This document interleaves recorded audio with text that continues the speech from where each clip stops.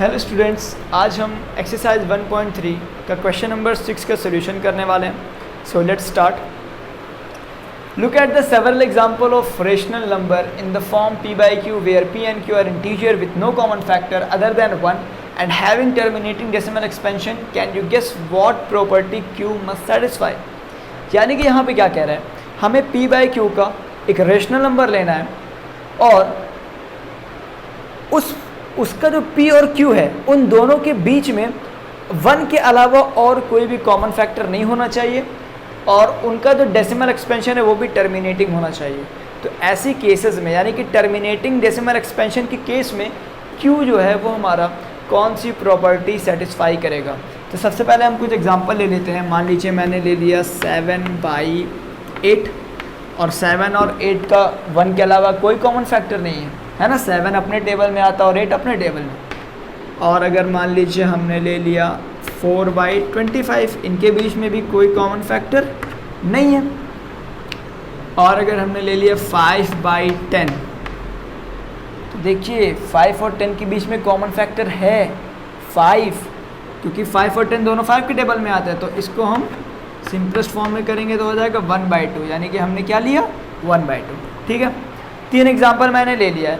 अब ज़रा ध्यान से, ये p by q के सारे क्या हैं, ये p by q के फॉर्म में हैं जितने भी है, 7/8, 4/25 और 1/2। ठीक है, तो अगर हम इनके डेनोमिनेटर को देखें, ज़रा ध्यान से देखिएगा। ठीक है, क्वेश्चन को समझेंगे और करेंगे, रटना नहीं है। 7/8 है। अब क्या मैं ये 7/8 है, क्योंकि हमें q की ही प्रॉपर्टी बतानी है, तो क्या मैं इस 8 को 2 की पावर 3 लिख सकता हूँ? लिख सकता हूँ ना? अच्छा, लिख सकता हूँ। इसके बाद 4/25 में क्या मैं 4/5 की पावर 2 लिख सकता हूँ? इसको भी लिख सकता हूँ। और 1/2 में 1/2 की पावर 1 ये लिख सकता हूँ कि नहीं लिख सकता? लिख सकता हूँ। तो अगर हम इस q को देखें, यानी कि ये जो q है, ये जो q है, अगर मैं इन्हें देखूं तो क्या मैं ये कह सकता हूँ, क्या मैं, मेरी बातों को ज़रा ध्यान से सुनिएगा, क्या मैं ये कह सकता हूँ कि q is always in the form of only power of 2 or 5 or both in terminating decimal expansion। अब कहोगे आप लोग कि सर ये आपने इतना लंबा क्या लिख दिया, हमें तो कुछ समझ में नहीं आया। तो वो काम तो मेरा समझाना। तो देखिए ध्यान से, मैंने क्या किया कि इन सब से हमें कंक्लूजन क्या मिला, q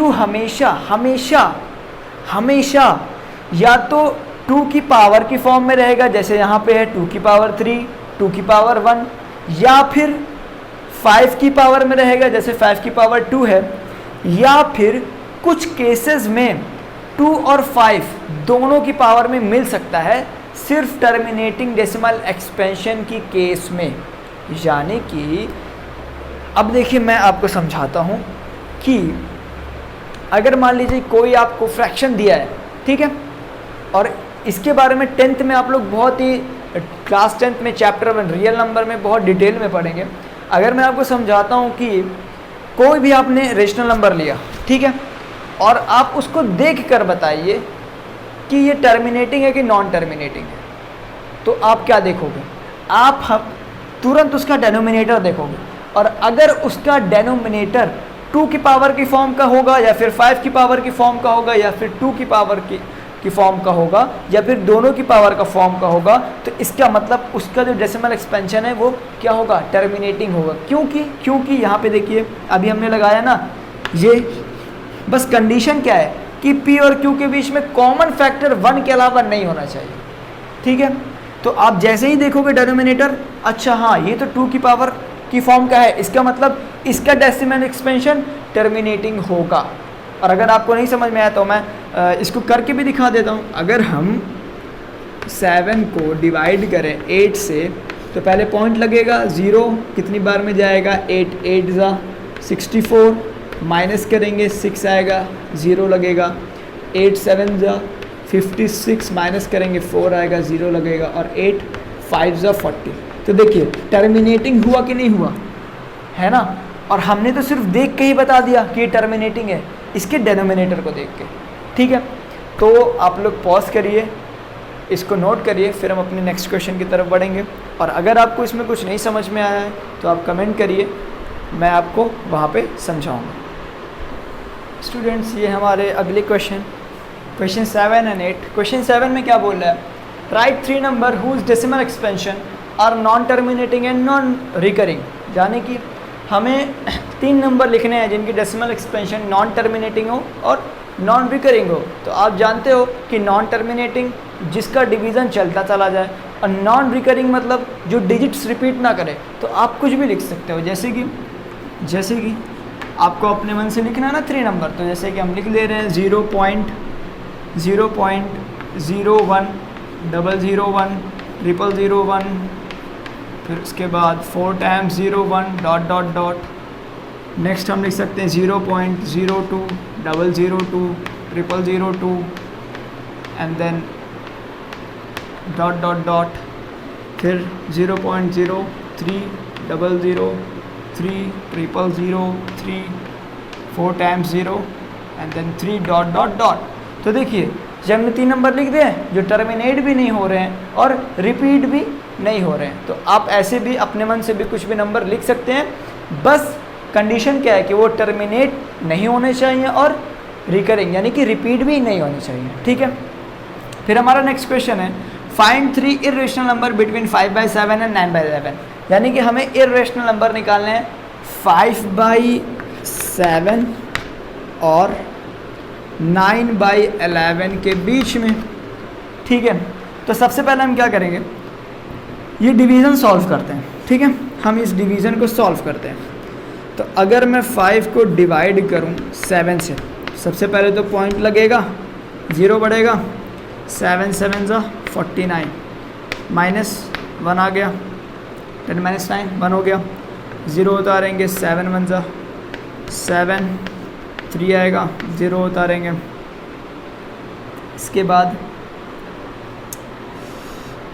नीचे जगह नहीं है, मैं ऊपर करता हूँ, ठीक है, क्योंकि डिवाइड लंबा होगा तो जगह भी होनी चाहिए। मैं यहाँ से करता हूँ, हाँ। तो अगर मैं 5 को डिवाइड करूँ 7 से, तो पहले पॉइंट लगेगा, कहाँ तक कर लिया था, 7 7 ज़ा 49, 1 आएगा, 0, 7 1 ज़ा 7, 3 होगा, 0, फिर उसके बाद 7, 4 ज़ा 28, ठीक है।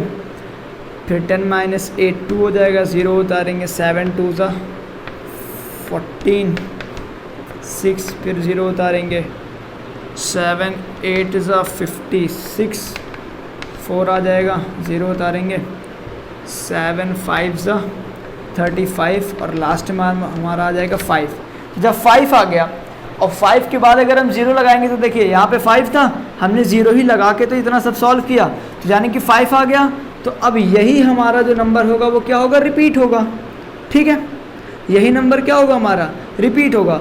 तो बेसिकली 5/7 का जो हमारा आंसर है वो क्या है, 0.714285, और इसके ऊपर लग जाएगा बार, ठीक है।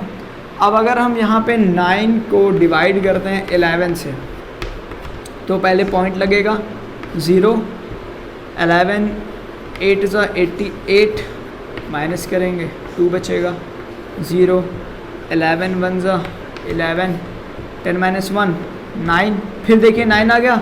अब हम 0 लगाएंगे तो वापस से 8 बार जाएगा कि नहीं जाएगा। अगर हमने यहाँ पे 0 लगाया तो 11 8 ज़ा 88, फिर 2 बचेगा, फिर 0 उतारेंगे, फिर 1 बार जाएगा। तो इसका मतलब क्या हुआ, हम इसको यहाँ पे लिख सकते हैं ना कि 9/11 = 0.81 पे बार, क्योंकि 8181 रिपीट होगा।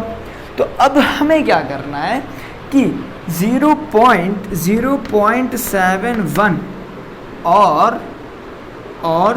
0.81 के बीच में 3 नंबर हम कोई भी लिख सकते हैं, जैसे कि 0.72 72 1 3 4 5 dot dot dot 0.75 7 5 7 5 dot dot dot 0.76 7 6 7 6 and dot dot dot.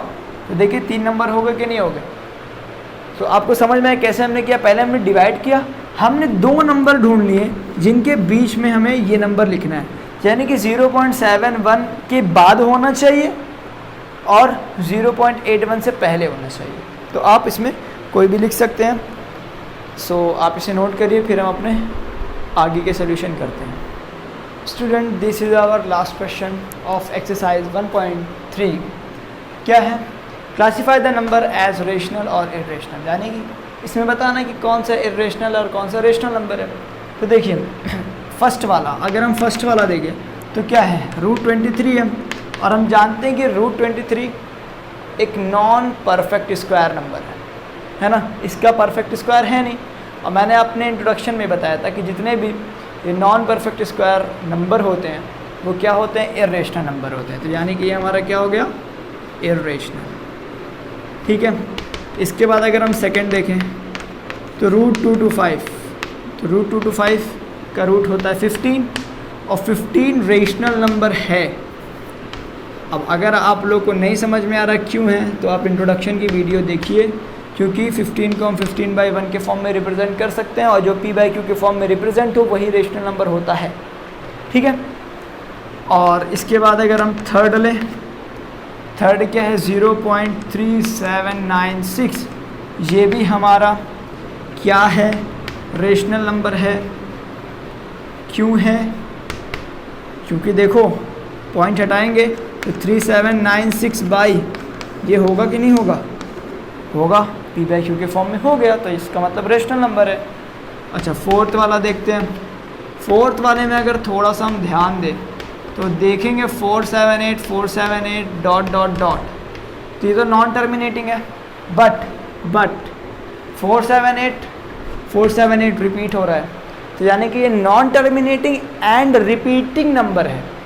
और नॉन टर्मिनेटिंग और रिपीटिंग के बारे में मैंने आपको बताया था कि उसको हम p/q के फॉर्म में रिप्रेजेंट कर सकते हैं, तो यानी कि ये हमारा रेशनल नंबर है। और अगर आपको नहीं करना आता है नॉन टर्मिनेटिंग एंड रिपीटिंग को p/q के फॉर्म में, तो मैं डिस्क्रिप्शन में प्लेलिस्ट की लिंक दूंगा, आप लोग वहाँ पे जाके इसको अच्छे से चेकआउट करिएगा और समझिएगा। ठीक है। लास्ट देखते हैं 1.10 100 100, फिर 1 4 times 0 and then non terminating है ना, तो रिपीट भी नहीं हो रहा है, नॉन टर्मिनेटिंग है, तो इसका मतलब जो फिफ्थ वाला है वो हमारा क्या है, यहीं पे लिख दे रहा हूँ, इरेशनल नंबर। ठीक है। सो स्टूडेंट्स, आई होप कि आप लोग को समझ में आया है। अगर कहीं पे भी कोई भी पॉइंट नहीं समझ में आए तो कमेंट करिए, मैं वहाँ पे आपकी क्वेरी को सॉल्व करूँगा। और अगर समझ में आया हो तो आप लाइक करें और शेयर करें अपने फ्रेंड्स के साथ, और उनसे कहें कि इस चैनल को सब्सक्राइब करें, क्योंकि आगे आपको बहुत ही अच्छे कंटेंट मिलने वाले हैं एंट्रेंस एग्ज़ाम से रिलेटेड, और वो भी ट्रिक्स के साथ। मतलब ट्रेडिशनली तो मैं समझाऊंगा, साथ में ट्रिक भी बताऊंगा, क्योंकि कंपटीशन में टाइम लिमिटेड होता है। ठीक है। सो थैंक यू, और सब्सक्राइब करिए और अपने फ्रेंड से भी करवाइए।